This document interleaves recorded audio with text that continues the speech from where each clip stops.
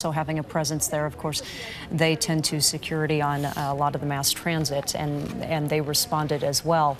But we are trying to get more details on who any of these victims were. Again, 5 people shot, 2 of them with life-threatening injuries, right there in the heart of downtown on otherwise a fairly active Wednesday night, given protests that happened several minutes before this broke out.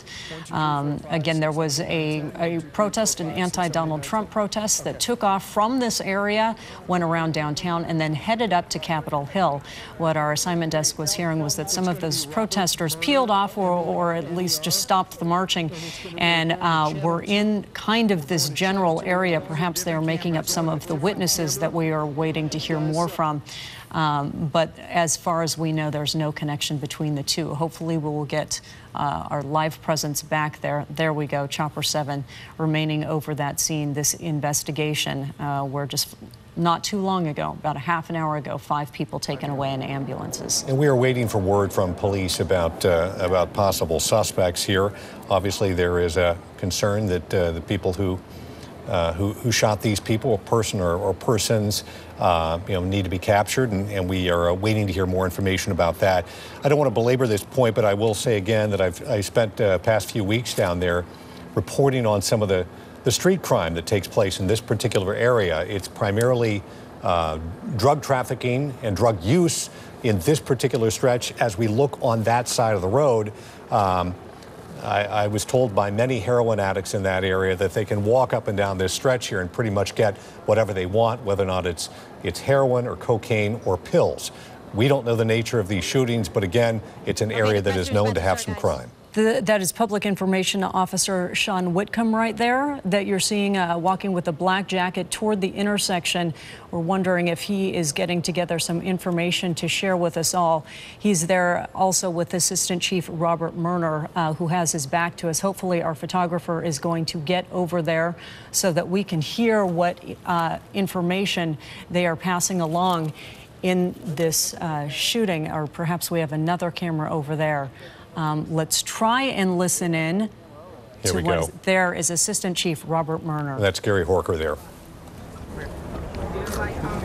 My last name is Murner, M-E-R-N-E-R, Assistant Chief, Seattle Police, charge of investigations. This evening, we had 5 individuals that were struck by gunfire here, just in front of the 7-Eleven on 3rd Avenue. 4 of those individuals are in non-critical condition, 3 of them with lower extremity wounds.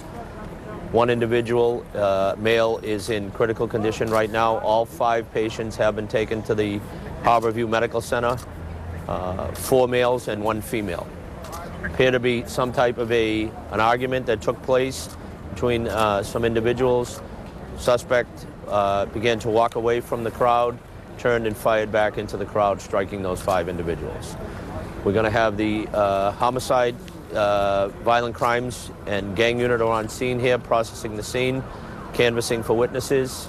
We're pulling any video from all of the businesses on both sides of the street, and making sure that we cover everything here on the crime scene, and the street will probably close down for the next couple of hours. Suspect in custody? Suspect has not been identified and is escaped on foot. Just Multiple one? Suspects? As far as we know right now, 1 suspect is all we're looking for. We'll know more when we view the video, and we have witnesses that are being interviewed up at the police headquarters. A male suspect? Male appears to be a male suspect, yes. Age? No age at this time. Chief, is the reason you were here so quickly because of the protest next door? So we had multiple resources down here working the protest. We had officers from not only Seattle Police that worked the West Precinct here, but King County Sheriffs and King County Metro Transit were here. Chief Tarrant, myself, and the lieutenant were down in the area relative to the protest, correct. Do we believe this to be related to the protest in any way? Not believed to be related to the protest at all. Appeared to be some type of a personal argument at this time, as far as we know, and suspect leaving the scene fired back into the crowd. So gang-related, drug-related? Again, too early to tell in the investigation. As we continue on with our interviews and look at the video and you know, figure out who our suspect and victims are, we'll know a little bit more as to what it might have involved. And this all took place just outside the 7-Eleven? Directly outside the 7-Eleven. 5 people hit, 3, sorry, if you could just go back. Five people hit by gunfire, 4 non-life-threatening, non-critical injuries, 1 with critical injuries. 3 of the 4 that non-critical were struck in lower extremities. The suspect knew at least one of the victims? They're known to each other? We don't know their knowledge. They appeared to be engaged in some type of a conversation or argument. Do you know any innocent bystanders at the 7-Eleven, at the McDonald's? Again, once we determine who all of our witnesses, who all our victims are, we'll have a better idea as to what their involvement were. It appears that a couple of the individuals that were struck were not involved in the encounter and may have been innocent bystanders waiting for the bus. Only 1 gun involved, that would have been the gunman's? As far as we know. Is it critical injury a male or female? Critical injury is a male, and he's being treated right now at Harborview. We'll have an update on that shortly. Can you talk about just how busy this area was at that time? How potentially dangerous? Again, you know, I mean, as everybody knows, that's the major bus stop here on 3rd Avenue. It's a very busy location, both for retail and fast food businesses, and then with a lot of the traffic due to the protests and others, it was quite busy at that time. Officers Hey just folks, we're blocks going to away take 2 here. more questions. Officers they could hear the shots, I'd imagine. We had King County Sheriff's and Seattle Police officers virtually on scene at the time. In less than a minute? Less than a minute. Did any officers fire their weapons? No. All right, thank you. We'll give you more updates as they become available. And so that was Assistant Chief Robert Murner briefing us there. You just heard what he had to say, but briefly the highlights there. A big change when we knew that there were 5 victims. We thought 2 of them were critical. Those were the initial reports from the fire department. He now says 1 critical, but also what is really really stands out from what he said was that perhaps some of these folks were innocent bystanders waiting for a bus when it appears that there was a group that got into some sort of altercation, at least 1 gunman involved. They have very little in the way of a description of him. They said that gunman escaped on foot, they believe, so they are searching for that male gunman right now. The street is going to be closed for the next couple of hours, they believe, while they investigate this. They think it started with an argument, and then the shots were fired, and perhaps some innocent people waiting for the bus there were shot as well. Just to give you the exact location of this is very close to Westlake there in the downtown shopping area.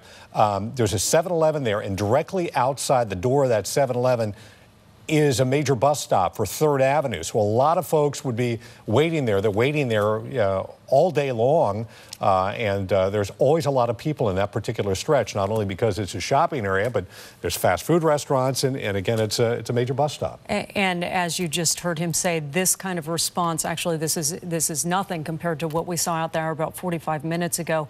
The response both from police and also medics because of the big protest that was going on in downtown Seattle, which headed up to Capitol Hill. But because of that big protest, there were a lot of officers out there who were able to respond to this scene very, very quickly.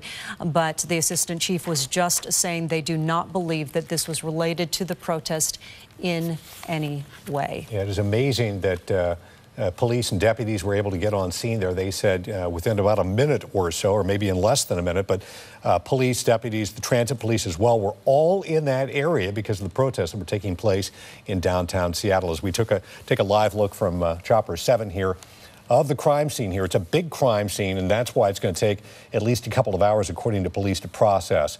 I'm sure they, as you look, they have it blocked off, pretty much the whole block there from Pine over to Pike, I believe. Yeah, absolutely. And we have KIRO 7's Gary Horker, who is on the ground there, who was there just when that police briefing was going on. Perhaps he has more information for us. Gary, you were down there in the middle of a bunch of people. I don't know if you've spoken with witnesses there, but what information do you have for us? We have, and the majority of people that we talked to were actually either leaving work, Monique, or they were actually involved with watching the protest. And to a person, just about everybody says they heard either 3 or 4 shots in rapid succession And then they said it was very strange because there were ambulances here, they said almost instantaneously. And according to Assistant Chief Robert Murner, who you just heard from SPD speaking moments ago, they actually staged all of that stuff at Westlake Park, which is 1 block away from here. So on a dead sprint, you could be here probably within, I'm guessing, about 8 seconds, you know, going around the block that way if you're in a vehicle. So there were instantaneous ambulances here. The gentleman that I talked to who was on the scene also in seconds, was also witnessing the protest, guys. He said that the first victim that he saw wheeled up on an ambulance, and this may be the least critically wounded, that person, he said, had his phone and he was texting to somebody, telling somebody that he was going to the hospital and ostensibly was going to be okay. And so, as Chief Murner told us before, there is one critically wounded a person. We don't know, unfortunately, there's a lot we don't know, but we do not know if that was the original target of the person with the gun, because, you know, we come through here all the time, and anybody who's been in this area outside of that 7-Eleven knows that from morning till night, there are usually a crowd of people waiting for a bus that is a major transit line terminal right there just outside of the 7-Eleven. So if the person fired multiple shots into a crowd, there could be, you know, untold amounts of casualties. So at this point, we know that all the patients are alive, all of them are being treated. We understand some of them are not going to Harborview, they're going to the UW Medical Center because there might be trauma overflow. But at this point, all of them have a good shot at survival. That's the latest we've heard. Well, Gary, that's very good news for them, first of all. But secondly, also, we were just hearing from the assistant chief that they didn't know who's the suspect is that they're looking for. They think it's one person. Perhaps those witnesses will be able to give them more information, more of a description. Are you hearing anything from the witnesses you've spoken with who can tell you anything about someone they saw running from the scene, or give more description of also the victims who were involved? Well, I can tell you two things that I've heard, and this is not confirmed information. But what we heard on the way down here was that the suspect that they may be looking for was wearing a magenta hoodie and had the hood up and was running southbound. And we heard that repeated over and over again. I didn't hear anything about race or anything else. We also understand that the people that were involved in this were around the bus stop, and they were not part of the protest at all. So nobody was here, you know, politically motivated venting steam because of the Trump election. That was happening a block south of here. And in fact, when we showed up here and people were still being relayed on gurneys and in ambulances, they were still dancing down there. So it was almost kind of like a surreal thing, because you had this whole crime scene here and police actually with their rifles drawn protecting the scene for a while, and then this protest just went on like nothing ever happened. So we're still gathering things. We do have a photographer here who was actually virtually on the scene within a couple of minutes, and I think saw at least 3 of the people transported. So we'll try and get an idea of who these people were, but you know, it could have been you and me waiting for the bus. At this point, we don't know if anybody specifically was targeted because of like who they were, what they said, or what they were wearing. Gary, let me ask you, this is on 3rd Avenue, the 7-Eleven right there. This is between, what, Pike and Pine? Is that correct? Is that where the major crime scene is? Well, and that's it exactly. So right in the middle of that is that 7-Eleven there, and right out in front of the 7-Eleven, I don't know, Kelly, if we can pan to the right just a little bit, there's a transit entrance right there where people can check what bus line they're going to be using, and that thing is crowded almost around the clock, and so that's where everybody was standing apparently when the gunfire broke out. It was right there.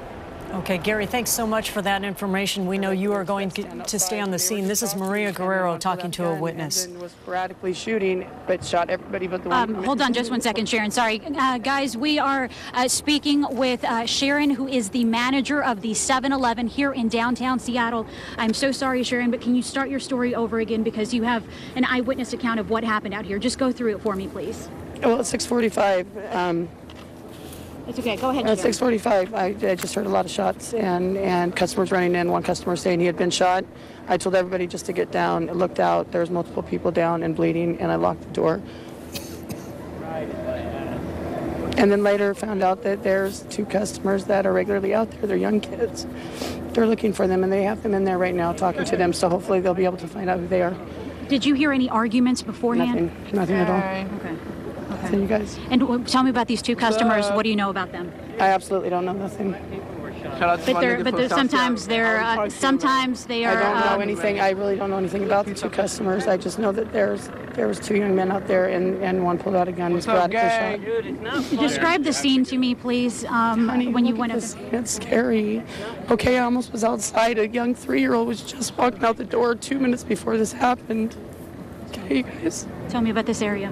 Gang in the bitch. Please stop. We're talking about people who are shot. All right. Okay? Thank Well, you. obviously, Maria's having a difficult time. Police here at night, like they do in the day. Okay. I know they want to protect the terrorists, but we're here and we're trying to make an honest living. We need protection. And the police know how many there are of them out here at night. Did you see anybody getting away, running off on foot? No. I was more concerned about everybody in the store. What is your message tonight to everybody watching right now and what you witnessed? Our lives, all of our lives matter. Every one of our lives matter. And I am the manager. And you know, I am more than that. I love all these customers so much. The message is we need protection. We need to care for each other and come together as a community. Even though these young men out here, some of these, even the shooters, think about it. Just think about it. There's mental health issues that are not being addressed. I'm 42 years old and can't even get health insurance. Things need to be looked at. And we need to have stronger regulations on alcohol. I do believe that, and guns. That's what I got to say. Thank you, Sharon. There you go, Sharon, who is the manager of the 7-Eleven, recounting a horrific scene out here when she saw a couple of her customers coming in after being shot and then coming outside to see a chaotic scene in which a total of 5 people, we understand, have been shot, 1 critical at Harborview Medical Center. But we just heard gut-wrenching account from the manager here who saw all of this unfold just a short time ago. Wow, Maria, what a really heartache that you heard from that witness there. You know, you can't help but notice in the middle of a political season when we're talking about issues, she is living out those issues of gun violence, of safety, of potentially drug activity. We know the gang unit is there. She was talking about 2 young men who she saw just moments ago as customers who she then saw get shot or saw on the ground after being shot. A horrible experience for that woman, also trying to look after her other customers by rightfully telling them to get down on the ground and then locking the door, a woman doing her best in the middle of a horrible situation. Yeah, again, we're talking 5 people shot, 4 non-critical, but 1 in critical condition. That person at Harborview Medical Center. We're going to go back to KIRO 7's Gary Horker, who's standing by on the ground there near the crime scene. Gary, what do you have for us? Well, all we've got right now is that we know that detectives are processing this scene, and one of the things they're going to be looking at, like they always do, is they're going to be looking at like where the shell casings are, and what they've done in the past is that sometimes they'll bring in a dog, because whoever loads a gun usually puts their scent on that particular shell casing, and then they can find out like a path of where the suspect might have gone. They'll do anything they can to try and find out where they ran, of what kind of, if they got on a bus. And at that point, that's kind of where the investigation's going to go. At this point, it's kind of hard to say if there is any kind of relationship between the person who fired the gun and the people at the bus stop. It sounds to me like, from everybody that I've been speaking to, is it just turned into some sort of loud argument. The person with the gun turned away and then turned around, drew a gun, and started firing into the crowd. So we don't even know at this point if the gunman, the person, actually had a target. From everybody that I've talked to, they just said that people were getting down, and so, you know, a lot of people aren't probably going to be looking at where the assailant's going and direction of travel. So at this point, here's going to be the key piece of evidence, everybody. It's going to be surveillance, and this place is blanketed in surveillance. Underneath the 7-Eleven awnings, there's 3 or 4 cameras. On the right-hand side, there's Century Square building. That's got 4 or 5 cameras underneath there as well. And so if the person did run in that direction, that's probably what they're going to be looking at. And Assistant Chief Robert Murner told us, he said the first thing they're going to look at is the video. So as soon as they have access to that, they start getting descriptions. If they have trouble, then that's where they turn to us, and we're going to ask our viewers to help out, maybe identify a suspect. Gary, I've talked to some of the store owners in that area recently who say this is an ongoing problem, street crime that's taking place there. And again, a lot of it's just drug activity or drug addicts who are going into their buildings there. Have you talked to some folks in that area who talk about the struggle they face with street activity, the so-called street scene on 3rd Avenue there between Pike and Pine? You know, Dave, I know you just covered that in terms of drug activity and all that. I've done a lot of work down here. I've actually done quite a few interviews down at this bus stop. But I know that there's a lot of drug-influenced shootings in this area. The photojournalist that I'm working with tonight and I, within the last 2 years, actually at 3rd, just 1 block over from here, covered a shooting that was also drug-related that had 27 shell casings. Nobody was killed in that one. I don't even know if they ever found a suspect, but that was a dramatic shooting as well. Unfortunately, our cameras have been there before. Gary Horker, thank you for that information. We know we'll see you back here at 11. We also just heard from Sharon, that 7-Eleven manager who was talking about working there and unfortunately seeing violence before and wanting some help there, feeling like she is not always safe. For those of you who are joining us right now, we were, of course, down in downtown Seattle because there was a mass shooting. 5 people shot, 1 of them in critical condition.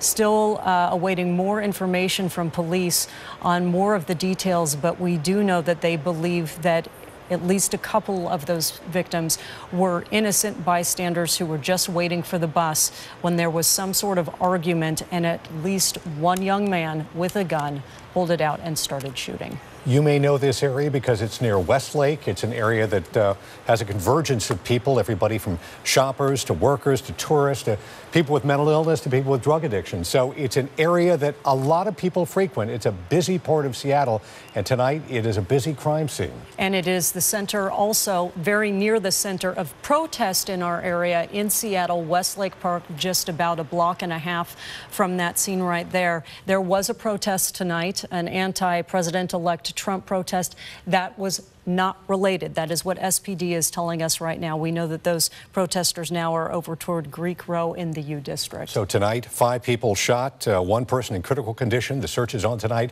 for that suspect. We are live at the crime scene. We'll have more tonight at 11 o'clock. I'm Dave Wagner along with Monique McLaughlin. Have a good evening.